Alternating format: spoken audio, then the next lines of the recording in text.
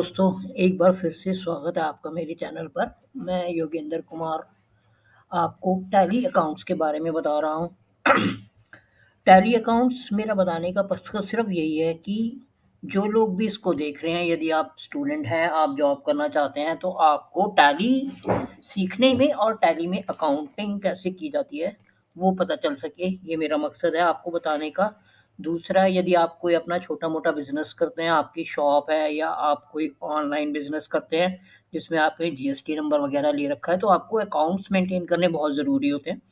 तो वो अकाउंट्स आप अपने आप से खुद से मेंटेन कर सकें। ये मेरा पर्पस है ताकि आपको ज़्यादा से ज़्यादा अकाउंट्स की नॉलेज हो।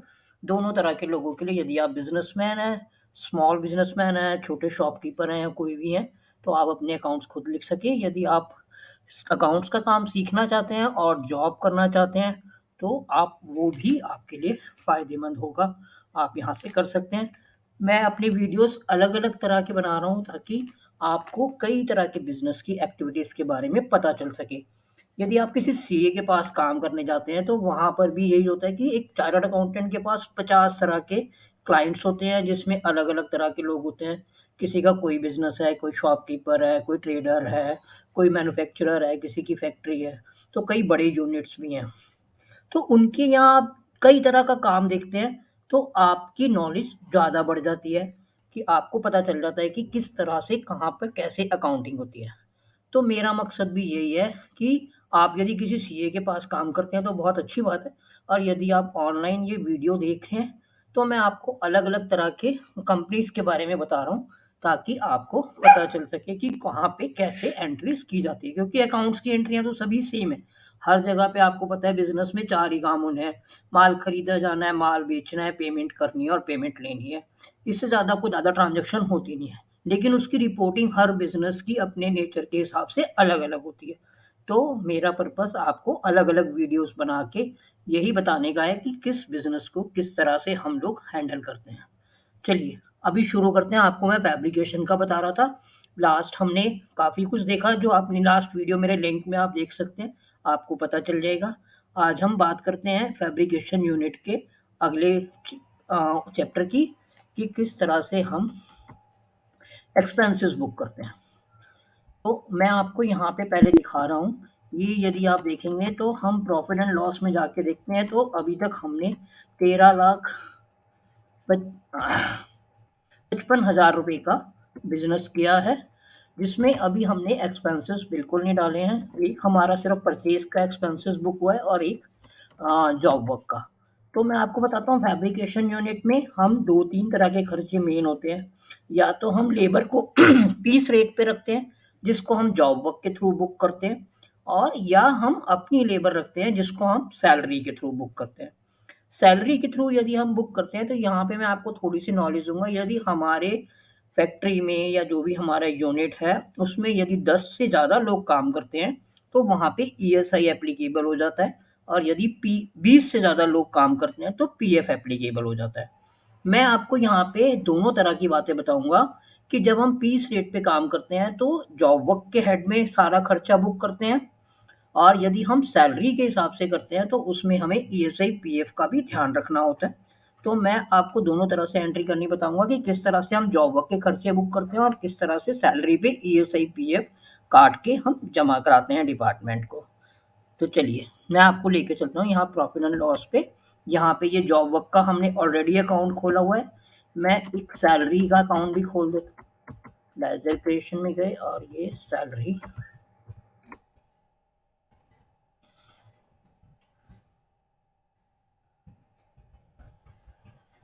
सैलरी अकाउंट, यहाँ पर एक्सपेंसेस इनडायरेक्ट में आएगा, और इसी तरह से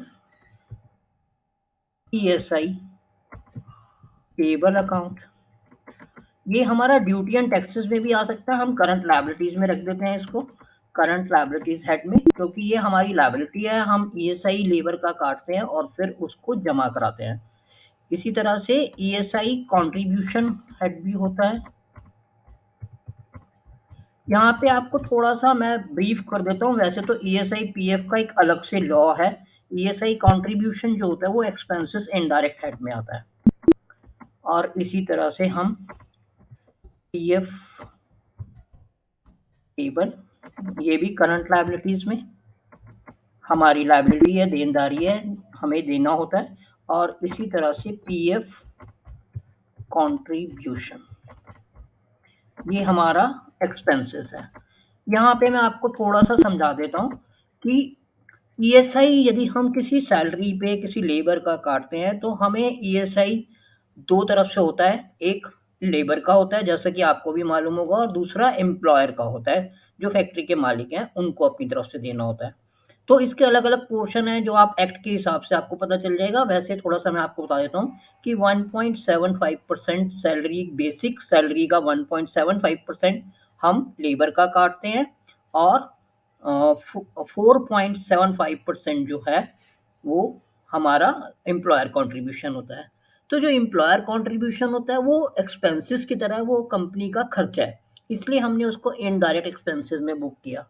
इसी तरह से पीएफ होता है जो बेसिक सैलरी पे 12% काटा जाता है, वो बराबर होता है, लेबर का जितना कटता है उतना ही एम्प्लॉयर का कंट्रीब्यूशन भी होता है। यदि हमने किसी एम्प्लॉय के 100 रुपये काटे तो एम्प्लॉयर को भी 100 रुपये उसके खाते में जमा कराने पड़ते हैं, यानी कि एम्प्लॉय के खाते में 200 रुपये जमा होते हैं। 100 रुपये उसके खुद के होते हैं जो सैलरी में से कट के जमा होते हैं, और 100 रुपये एम्प्लॉयर की तरफ से उसे कंट्रीब्यूशन दिया जाता है। जैसा कि आपने देखा कि हमने पीएफ कंट्रीब्यूशन अकाउंट खोला जो हमारा एक तरह का फैक्ट्री का खर्च है। चलिए अब एंट्री करते हैं, मैं आपको बता देता हूँ। यहाँ पे हमने अप्रैल की एंट्री 7 मई को हम पेमेंट करते हैं। तो मैं यहाँ पे जर्नल के थ्रू एंट्री आपको समझा देता हूँ ताकि आपको आसानी से समझ में आ जाए। उसमें ईएसआई, पीएफ सारी चीज़ें कवर हो जाएंगी। सैलरी अकाउंट आप मान के चलिए कि हमारी 2,56,719 की सैलरी बनी, उसमें ईएसआई पेबल अकाउंट। अब ईएसआई का अकाउंट जो है हमारा, वो मान लीजिए कि 10,981 रुपये, और इसी तरह से पीएफ का जो पेबल है वो हमारा 22,354 रुपये है। ये एंट्रीज आपको एज पर लॉ पता चलेगी। जैसे आप सैलरी का अकाउंट बनाएंगे, लेबर का अकाउंट बनाएंगे, तो आपके पास जितने भी 22-25 लोग हैं, आपको आपका जो लेबर कंसल्टेंट होता है वो सब अलग अलग फील्ड्स होते हैं। जिस तरह से चार्टर्ड अकाउंटेंट होते हैं उसी तरह से लेबर के भी कंसल्टेंट होते हैं। वो आपको सैलरी बना के देंगे कि आपके 25 लोगों की ये सैलरी है, इतनी अटेंडेंस थी, इतना ओवर टाइम था, ये उसकी सैलरी बनी, और सैलरी के हिसाब से इतना उसका ईएसआई कंट्रीब्यूशन है और इतना उसका पीएफ का कंट्रीब्यूशन है। बाकी हम सैलरी पेबल अकाउंट एक खोल लेते हैं ताकि हमको पता चले हमने कितनी सैलरी देनी है। इसको भी हम करंट लायबिलिटीज में डाल देते हैं। तो ये 2,23,384 रुपये। यहाँ पे नरेशन में हम लिख देते हैं अमाउंट पेबल फॉर द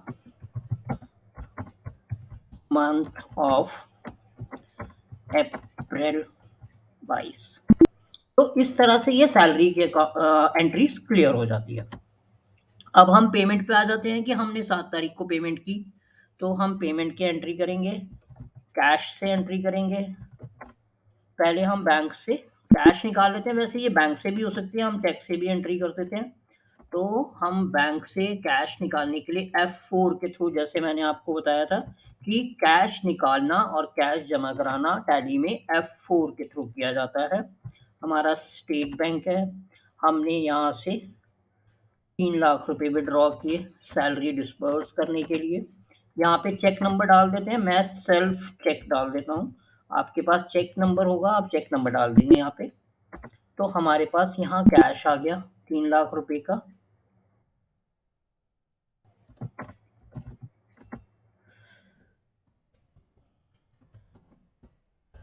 तो अब हम कैश की एंट्री कर रहे हैं, तो सैलरी पेबल पेमेंट के थ्रू करेंगे। सैलरी पेबल ये 2,23,384 रुपये हमने पूरी सैलरी पे कर दी, तो अकाउंट जीरो हो जाएगा। Amount paid to staff.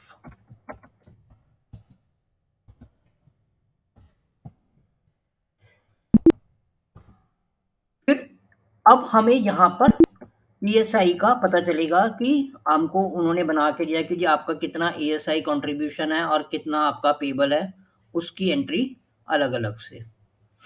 तो यहाँ पर हम नेक्स्ट डेट डाल लेते हैं 8 मई, और ये जर्नल के थ्रू ये हमारे ईएसआई के कंसल्टेंट हमको बताते हैं कि जी आपका इतना ईएसआई कंट्रीब्यूशन बना। आप मान लीजिए कि ईएसआई का कंट्रीब्यूशन हमारा 17,918, मैं अपनी तरफ से वैसे ही ले रहा हूँ, और ये ईएसआई पेबल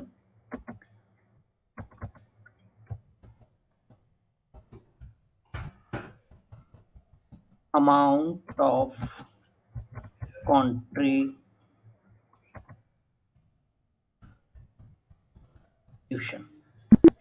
तो इस तरह से ये ईएसआई पेबल का हो गया। इसी तरह से आपको पीएफ का पता चलेगा। पीएफ कंट्रीब्यूशन अकाउंट भी हम इसी तरह से ले लेते हैं कि ऐसे 40,000 हमारा वो जितना पेबल था हम उतना ही डालेंगे, क्योंकि वो बराबर बराबर होता है दोनों का। हमारा पीएफ पेबल था 22,354 रुपये। इसमें कुछ एडमिन के खर्चे होते हैं जो आपको कंसल्टेंट बताएंगे कि ये एडमिन के हेड में जाता है, 200-300 रुपये का एडमिन का खर्चा होता है। फिलहाल मैं आपको सिर्फ पीएफ कंट्रीब्यूशन की एंट्री बता देता हूँ।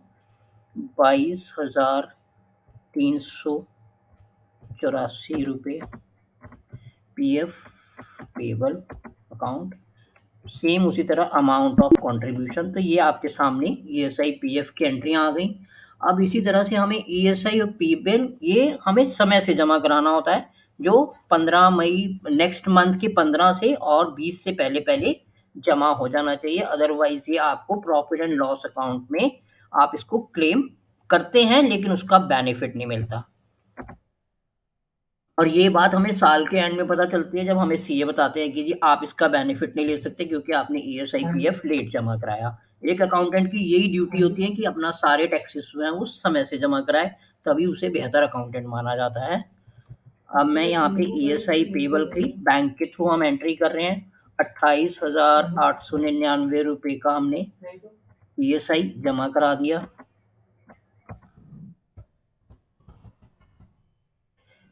28,899 रुपये। और यहाँ पे आप चेक नंबर अपना डाल सकते हैं, किस चेक से आपने ये पेमेंट ऑनलाइन करी है, कैसे करी है, वो दोनों बातें। इसी तरह से हम पीएफ की भी एंट्री कर देते हैं। पीएफ पेबल अकाउंट 44,738 रुपये।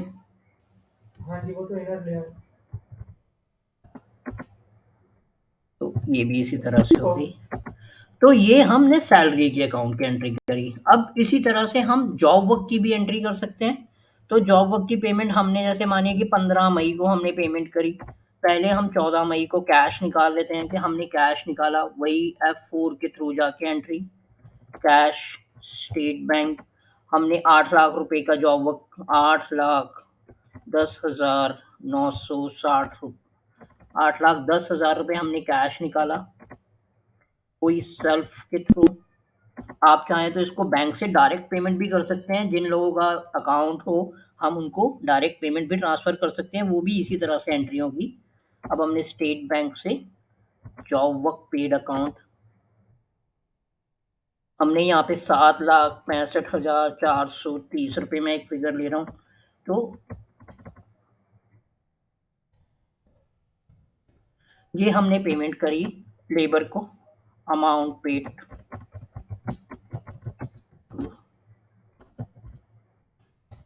Labour charges. ये आपको कोई कंसल्टेंट ही बना के देगा, ये आपको खुद से बनाना है, क्योंकि लेबर का रिकॉर्ड जो फैब्रिकेशन पीस रेट का रिकॉर्ड होता है वो तो आपको ही पता होता है कि आपने कितने लोगों से किस पीस रेट पे काम कराया है। वो आपको मैनुअली रिकॉर्ड रखना पड़ेगा, सभी का अलग अलग। आपके पास 25 कारीगर काम कर रहे हैं तो 25 कारीगरों ने, किसी ने 20,000 रुपये कमाए, किसी ने 40,000, किसी ने 30,000, किसी ने जितने का भी काम किया, आपको उसके हिसाब से उसमें एंट्री करके टोटल अमाउंट जो बना वो आपको यहाँ पे डालना होगा। तो मैं आपको सिर्फ यहाँ पे थोड़ा सा ब्रीफ करके बता रहा हूँ कि हम किस तरह से। अब आप यहाँ पे देखेंगे प्रॉफिट एंड लॉस में आके, तो ये डिटेल में आ जाते हैं हम। अब आपके सामने है कि हमने 13,55,000 रुपये का काम किया, जिसमें ये 29,000 का हमने मटेरियल खरीदा था जो हमने यूज़ किया था।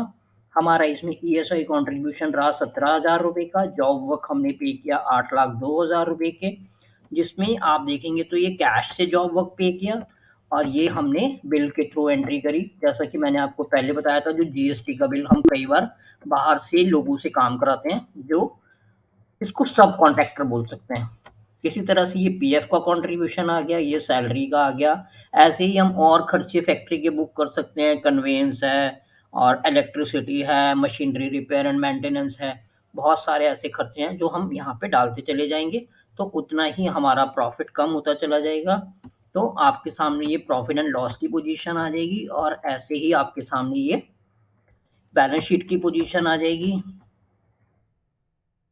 यहाँ पे ये ईएसआई पेबल आप देख रहे होंगे, ये सैलरी के ऊपर इतना 10,000 और ये हमारा कंट्रीब्यूशन और ये हमने 28,000 जमा करा दिया। इसी तरह से ये पीएफ का है, ये भी पीएफ का भी हमने जमा करा दिया। सैलरी पेबल है, हमने सैलरी का अकाउंट डाला और कैश पेमेंट कर दी। टीडीएस का हमने जो टीडीएस काटा था वो जमा करा दिया। तो इस तरह से आपके सामने ये सारे खर्चे कैश इन हैंड, हमारे पास ये कैश इन हैंड बचा है। हमने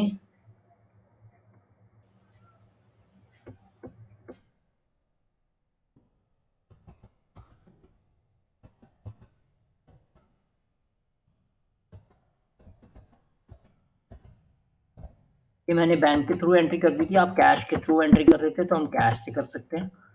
ये कैश के थ्रू एंट्री हो गई। यहाँ पे आप बैलेंस शीट में देखेंगे तो उतना कैश कम हो गया।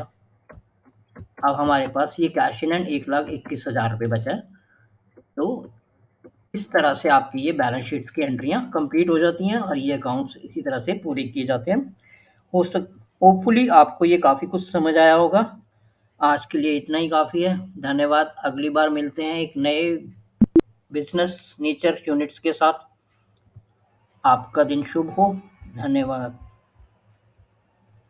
अगर आपको मेरा चैनल पसंद आया हो तो आप प्लीज़ इसको शेयर ज़रूर कीजिएगा और सब्सक्राइब ज़रूर कीजिएगा।